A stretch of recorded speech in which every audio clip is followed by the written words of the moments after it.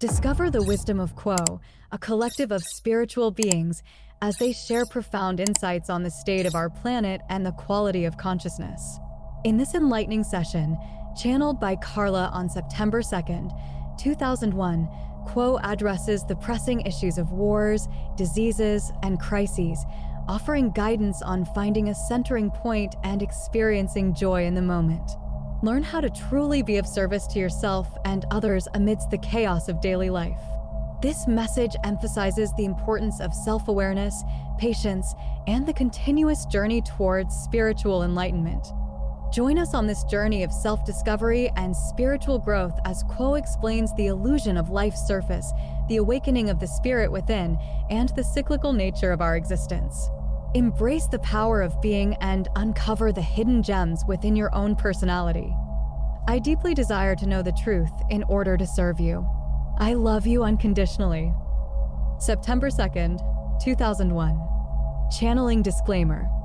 This telepathic channeling has been taken from transcriptions of the weekly study and meditation meetings of the Rock Creek Research and Development Laboratories and L/L Research.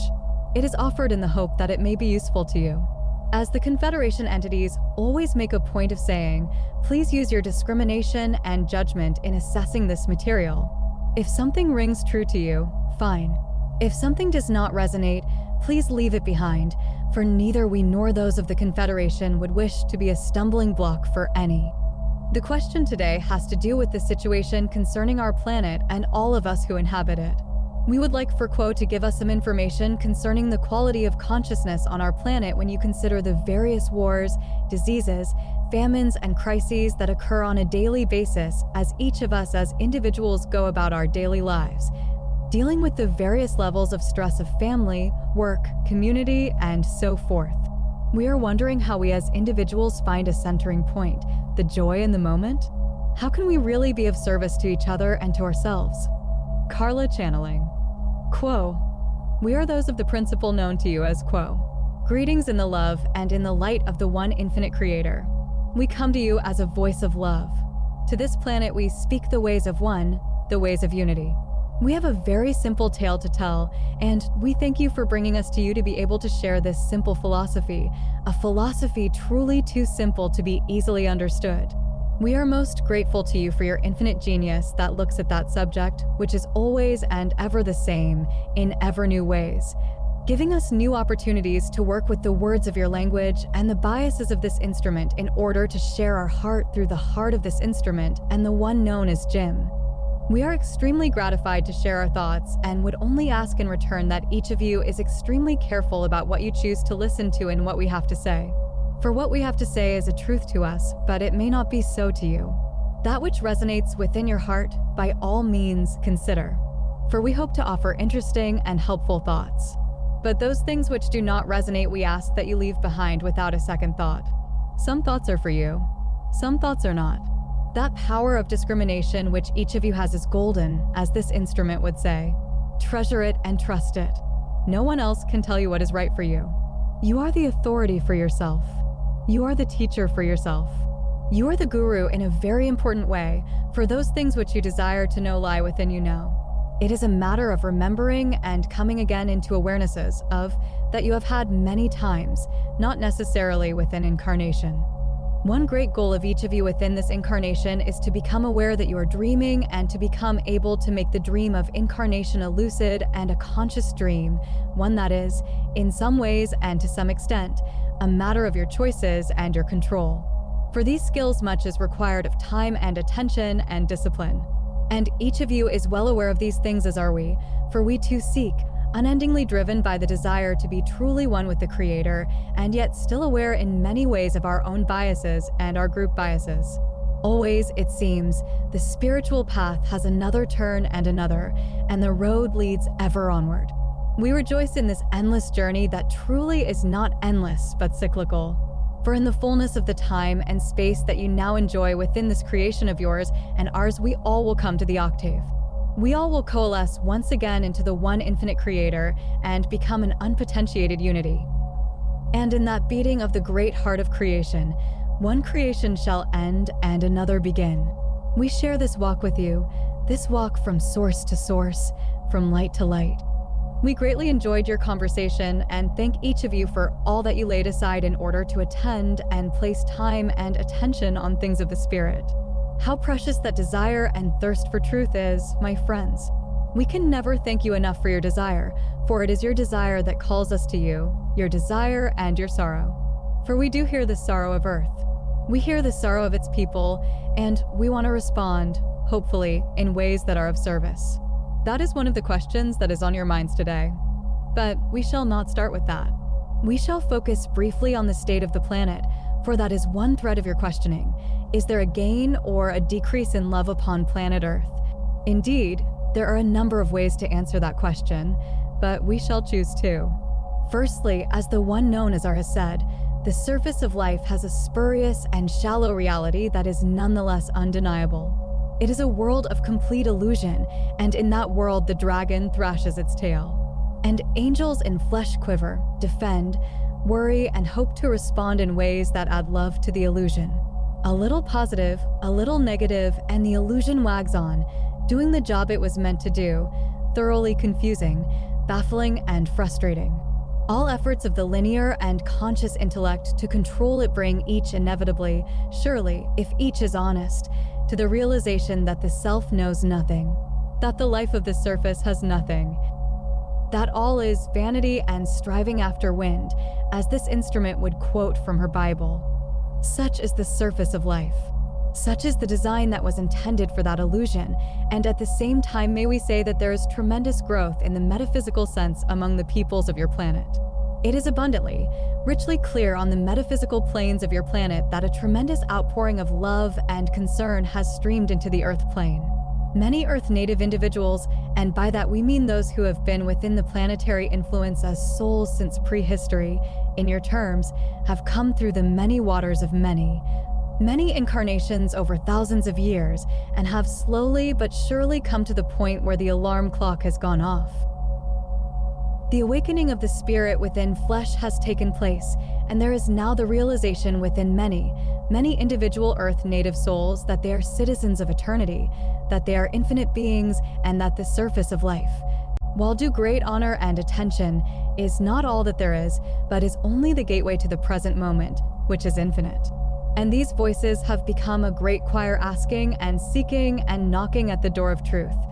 There is a call going out from your planet at this time that has been going out from your planet for a considerable number of years now, that has activated and doubled and redoubled the light energy upon your planet. Further, as many within this room are intimately aware, many entities have chosen to travel to the Earth plane from other planetary influences for the purpose of entering into the experience of being an Earth native, plunging the self into the third density atmosphere once again in hopes of serving the planet and its people, but also in hopes of doing work upon the self, a reevaluating of that all-important choice of third density, the choice of whether to love by radiation and unconditional love, or to love by control and magnetic attraction, and the overriding sense that people need to be managed for their own good or for the greater good of the whole. This is work that is common to all at this time, all who are awakened, all who have begun that transforming opening of the heart and the spirit for which each took birth. We hope that you feel very good about the work that you have done so far, and we hope that you will redouble your efforts, not to do, but to be. For the work of consciousness is the work of asking the self to be the self most truly and most deeply. What is the self? Upon the surface of the incarnation, the self is a personality, a collection of biases, opinions, beliefs, and suppositions, an amalgam of gifts and quirks and challenges. The interesting thing about personality is that each of you chose both your gifts and your limitations, your abundances and your lacks, for very good reasons. The challenge is to come into some fuller realization as time goes on as to what the pattern is behind those challenges and those gifts. What was hoped for by the higher self, that is you and your higher self planned the big points, as this instrument would say, the plot points of this incarnation. Why did you put that blockage there? That remarkable gift there? That incredible stupidity over there? These things were placed there for a reason. Why did you choose relationships with this and this entity that delight you and aggravate you and make you angry? In each connection there is a fullness of goodness, if one can but see the plan. As the one known as C has said, That is the challenge, and one seldom sees the plan until the pattern is complete, and one has the blessed advantage of hindsight. How to be oneself? This is a question we still seek the answer to ourselves. We know that our direction lies along the trail that leads to the Creator, along that ever seemingly darkening trail that rounds curve after curve until, at last, that creature that eats its own tail, that is the Creator, has found its tail again, and the self is swallowed up once again in absolute divinity. Light shines within that direction, yet in a way that is hidden from the outer eye and from the eye of circumstance. Most often the spiritual riches are found when life is at its darkest and most challenging. For it is then that the little hammers and chisels and acid water etch and smooth and craft and sculpt and find the gems within the ore that is the personality shell. So the learning to be the self is a jest of tremendous patience and persistence. And yet, at the same time, advances are often made in blinding steps forward that seem like the dawning of a sudden sunrise, the turning of a corner which opens into a new world, the epiphany of the senses and the soul. Be prepared for sudden and stupendous moments of awareness because, you see, you are a being. You are not an activity or a process. And you surprise yourself being yourself sometimes. And in those moments when you have hit a resonance that strikes deep down into the self, suddenly the moment opens up and you become aware of all that you are, of the tremendous unity that you have with everything that is. This state of mind is an actual opening into one of the inner planes, or perhaps more than one of the inner planes, depending upon the experience, so that you simply are seeing more into yourself, more into the reaches of your true nature, which is inclusive, universal, timeless, and divine. You have to remember that you are the product of the Creator's thirst for knowing itself, and your seeking to know yourself is part of the Creator's seeking for its own identity. And what fascinates the Creator endlessly is how that identity is the same, and yet it continues to grow because of the fecund and fertile nature of spirit. You seem to stand upon the earth, sticking out into space, upon this ball that is revolving, day/night, day/night, day/night around a minor sun at the edge of a rather small galaxy. And yet you are standing upon holy ground within the creation of the Father, and you are the womb of stars, the grave of dreams, all emotions, all feelings, all thoughts, all possible processes. Out of all these things you have chosen a certain eccentric pattern of personality and experiencing, a certain set of filters to further confuse the already illusory data of the incarnation. You have set yourself within a situation where you are at once universal and unique. You are living a life, and at the same time you are living forever, never stationary and yet unified. This is the key to grasping the nature of the spiritual journey. It is truly a journey because the Creator is never still. The Creator's nature is extremely strong in freedom. This freedom of will creates a state of cyclical discovery, the desire to know more, the desire to seek. It is your nature because it is the Creator's nature. And what the Creator actually is evaluating and, shall we say, feeding upon is the essence of those emotions which have been brought up in various muddied states again and again until there has begun to be more and more clarity within that particular emotion. In a way, you're a refiner of emotions, and one way to look at the work of spiritual seeking is to use some discipline in evaluating your thoughts and your emotions on a daily basis, if possible, certainly as often as possible. For there is always the temptation to let the good and the bad slide by with the oil of time, and to seek the doing and to seek the rest and keep busy or unconscious, thereby removing oneself from some of the less comfortable aspects of those thoughts and feelings which you have had during a day's time. Yet these responses you have had to catalyst are grist for the mill. These are the clues that you have, the harvest of the day at the end of each day that will help you to investigate your own nature.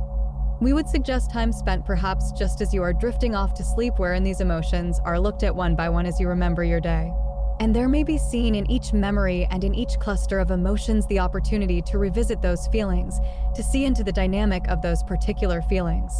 If it is a feeling of impatience, for instance, that you are investigating, you may accentuate the impatience and really give permission to the self to feel very impatient, and then give permission to the self to allow the opposite of that emotion to come into and flood the senses, so that you ask, "Show me patience. Let me feel what it is like to sense true patience."